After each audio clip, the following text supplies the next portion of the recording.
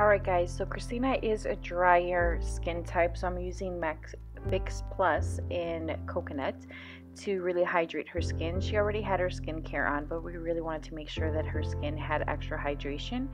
For her eye primer, I'm going to be using the MAC 24-Hour Eyeshadow Base, and I'm going to be applying this with my fingers. She really doesn't need it because she is a little bit on the drier side, but I just wanted to make sure that the shadows were going to stick on.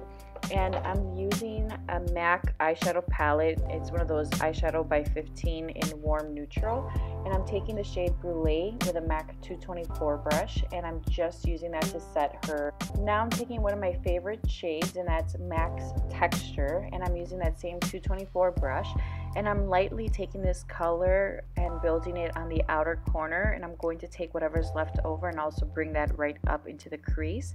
This shade is beautiful for anyone that has blue eyes, because since it has a little bit more of a red undertone, it helps pop those pretty blues.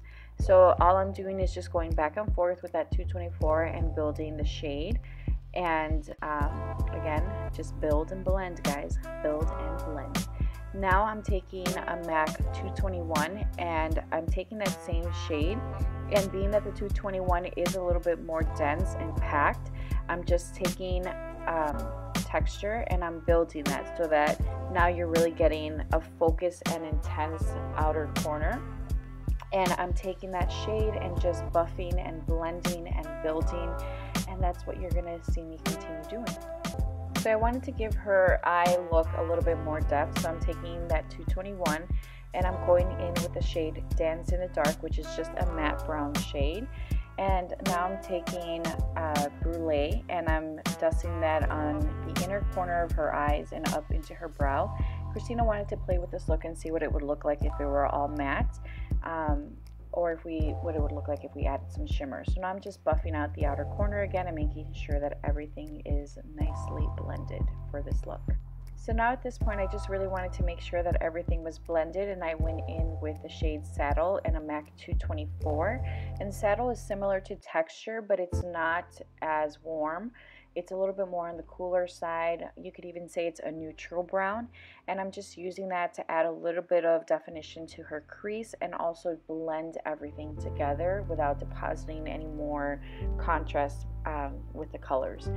Christina opted for more of your traditional wedding makeup, and what I'm doing is I'm taking the shade Honey Lust with a MAC 239, and I swear to you guys that as the time has passed, Honey Lust has definitely changed. It was a little bit more of a rose gold, and now I feel like it's more of a champagne gold. Still very beautiful, and it looks fantastic in pictures. So now I'm just really working this color in, and I sprayed my brush with a little bit of Fix Plus just to give it that really high shine finish. Now I'm going back with that dark shade Dance in the Dark, and I'm just making sure that we don't lose any of the pigmentation and that we build intensity as we change the eye makeup a little bit. So I'm one of those people where I like to build as I go and make changes as I see necessary, and all I'm doing is again taking that MAC 221 and adding color as I see fit. So the shade that I'm still using is Dance in the Dark, and I'm just really working that out into the outer corner and bringing whatever's left over into the crease. I'm taking that same 239 brush with Honey Lust, and I'm just packing that color onto her lid. Christina again is dry, and overall she has really pretty skin, so I'm using MAC's Face and Body, and the shade that we picked was C3. And all I'm doing is really working that product into her skin. So as you guys know, Face and Body doesn't really give you a ton of coverage, so I did end up mixing it with a little bit of a different foundation to give her slightly more coverage. For her concealer, we're using the MAC Pro Longwear NC40, and I'm using a beauty sponge to blend that product out. And I'm also going to use that same sponge to make sure that there aren't any streaks on her face, because Face and Body is a little bit more of a runny formula and can look streaky if you apply it with a brush. Surprise! It's Marco, my beautiful little baby.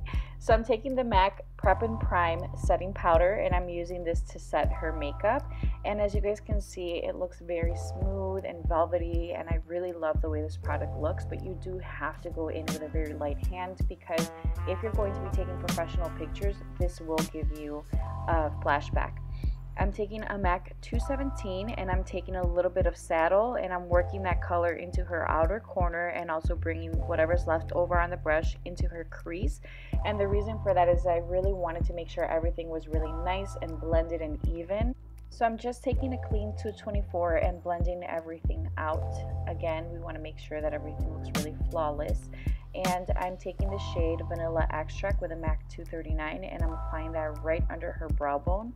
And as you guys can see, it just kind of ties everything together. The next shade I'm taking under her eyes is Dark Brew, which is just a really pretty purpley brown shade. And I'm using this as a liner for her eyes. And as you guys can see, I took it from outer corner to the inner corner, and I'm taking that Vanilla Extract color again, and I'm just hitting the high points of her eyes and blending whatever's left over into the rest of her brow area. I really wanted to make sure that she had some lift, and that helps create lift.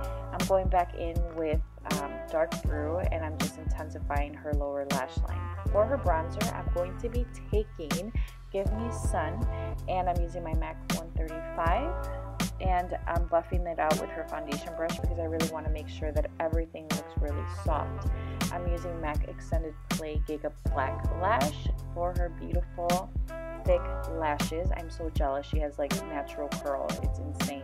For her waterline, I'm going to be using Costa Riche Liner by MAC, and it's a beautiful bronzy red shade. And again, I'm using this also to just line her upper lash line because I don't want to use a black liner. I don't want anything that's going to look really harsh. And for her blush, I'm using MAC Dainty. I love this color.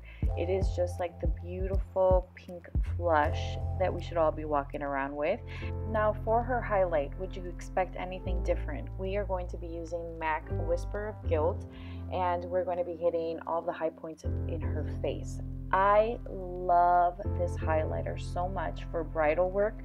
In pictures, it just looks so beautiful, and it's one of those products that just blends into the skin like a dream. With any highlight, I like to go back with Fix Plus or some kind of setting spray and just wet the skin so that everything blends seamlessly and looks like natural skin. For her lip, I'm going to be filling her lip in with In Control Lip Pencil by MAC. It's just a beautiful pinky shade that looks like your lip color but better. And I'm using this to fill in her entire lip. It's a Pro Long pencil, so this stuff will definitely last a very long time. It can be a little bit on the dry side, so you want to make sure that you use a balm or a primer under the lip. For her actual lip color, I'm using MAC's Angel Lipstick. So the color that we use on her lip is a little bit darker, so I wanted to balance that out and still give her that really pretty bridal pink lip that most brides want on their big day. This is the final look. I hope that you guys enjoyed this. Please be sure to like this video, leave a comment, and subscribe if you haven't done so already. Thank you guys so much for joining us, and we will see you next time.